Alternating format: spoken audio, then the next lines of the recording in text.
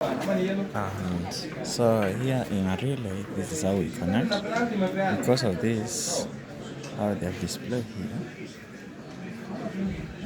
So in 13 and 14 it is a coil.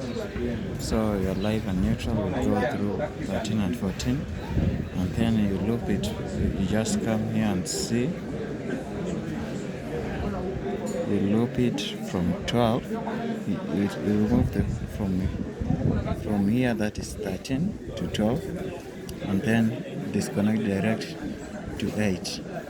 That is how it is. This is normally lost. And then if the current will pass through, it will pass it to the here.